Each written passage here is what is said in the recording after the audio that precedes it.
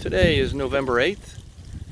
This is a video walk-around tour of a 1992 Acura GS. There are lots of photos in full daylight on the site. This is a supplemental walk-around tour. Be pointing out as many or every deficiency I'm aware of it. Vehicle was purchased in 2015 and the previous owners left all their records, and as I can tell, it was originated in North Carolina. Then they had a corporate transfer to Arizona and then Central Florida, where they retired, and the vehicle was garage kept. It's been a daily driver for me for about 3.5 years. For the last year, it's been a recreational driver, and as much as I love this car and the pep that it has and driving it, we just have too many vehicles and I need to let it go. So let's do a walk around here and take a look at everything. The previous owner had the hood and quarter panels painted. I believe part of its life it was in a, as she explained to me, because I did speak to the owners, the vehicle was in a carport and the front part of the car had some UV exposure, so they painted the front. It has never been in an accident, but let's just take a peek around. Just some regular road chips from drive, minor chips. Those are a couple of minor fade spots that looks like someone was a little aggressive with some rubbing compound. There are a couple of spots on here where that was the case.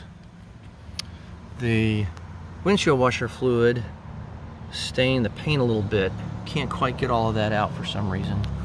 Minor ding, if you can see it on the hood here. Unfortunately, that is from a magnolia blossom that dropped on it and dented, which really ticked me off. The front headlights, blinkers are in excellent condition. Really, chrome is in very good condition as well.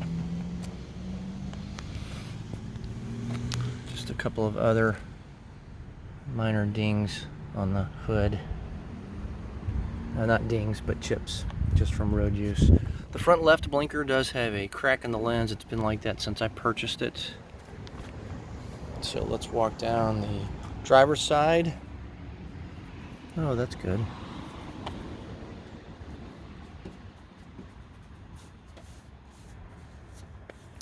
A minor surface scratch on the hood. Again, this is a stain as well from the windshield wiper fluid on the hood. Some cracking along the driver's door frame.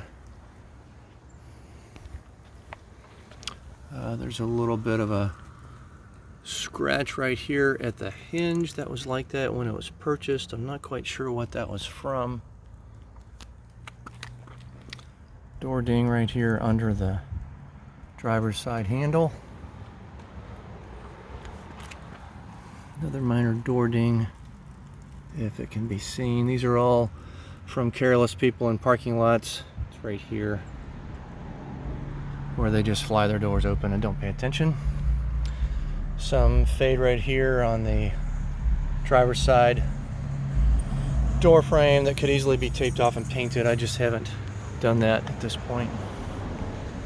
Another ding right here from someone flinging their door open.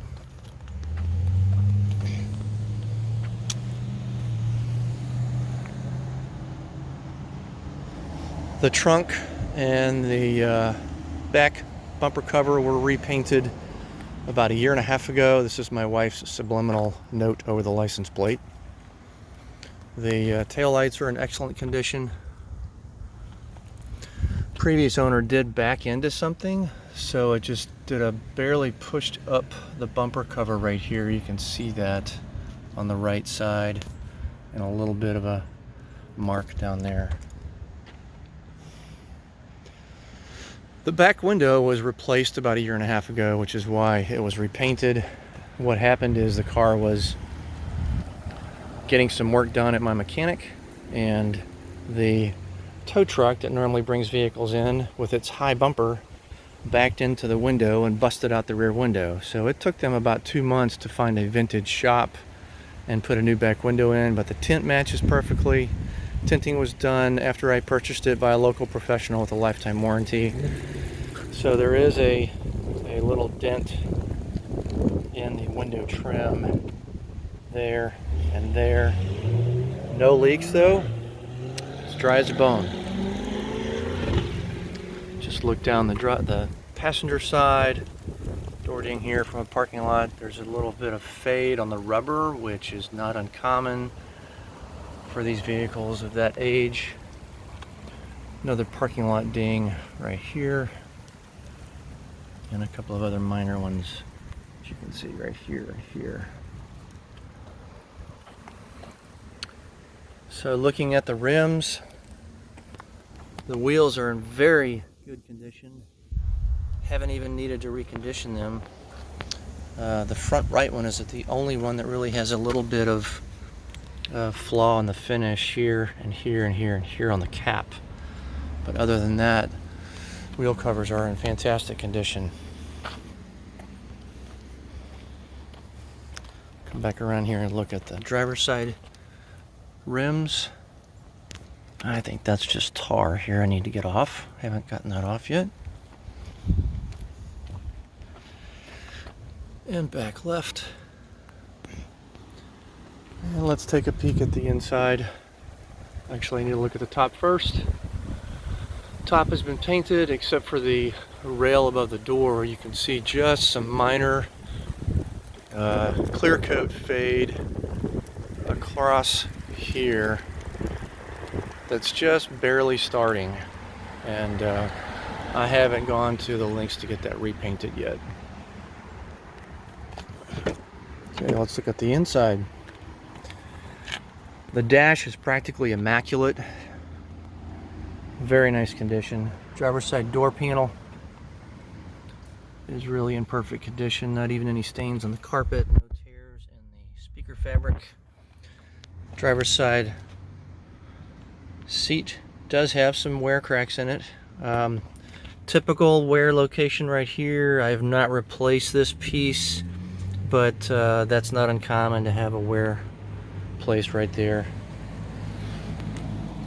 Passenger seat is less used. A little bit of surface cracking over there on the passenger side. And let's take a look at the dash. The dash is really immaculate. Very nice condition. 110,903 true mileage. When this car was purchased, I could not get the radio to work.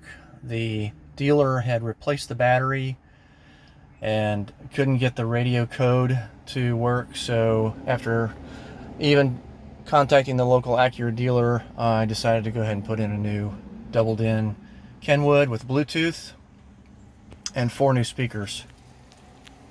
There are rubber mats on top of the original mats, which really just keeps them protected. They are in actually like new condition, hardly used at all. Just keeping them protected with these. Let's look at the back seat.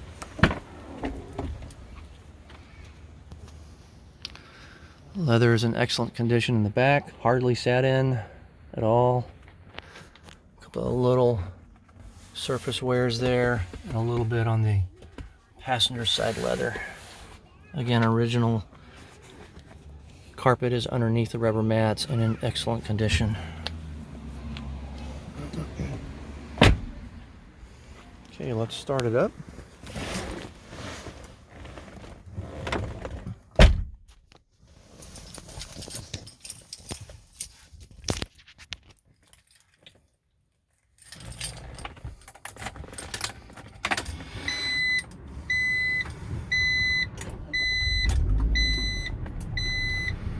Rear antenna works just fine.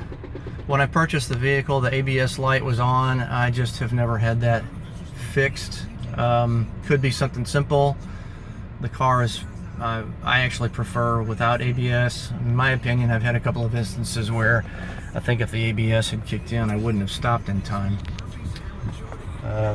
Radio works fine.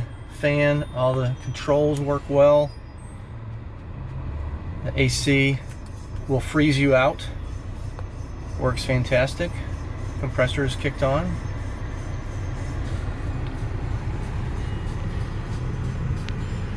Christmas music has already started here on the radio, so I'm going to turn the compressor back off.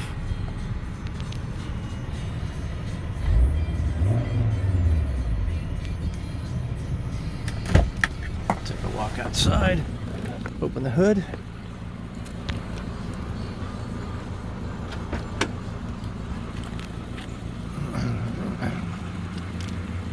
I have not had the engine compartment detailed.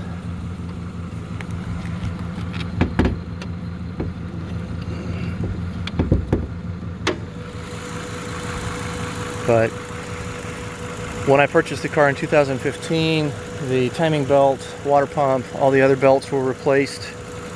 She purrs like a kitten. Lots of life left in this vehicle. The one thing that is not working, and I picked up on this little tip from the Vigor forum, had one night where the alarm just randomly started going off. Tried to start the car, couldn't get it to go off, and I understood that this compression switch at the hood is hooked to the alarm for the car, so that when the hood is open, the alarm will not arm and thinks that the hood is open. So the forum suggested just to disconnect that and wouldn't have that problem anymore. One other scratch I forgot here on the driver's side back door. Again, this is 1992 Acura Vigor GS. A lot of fun to drive. Lots of vigor and pep in the car. Love the sound of the exhaust.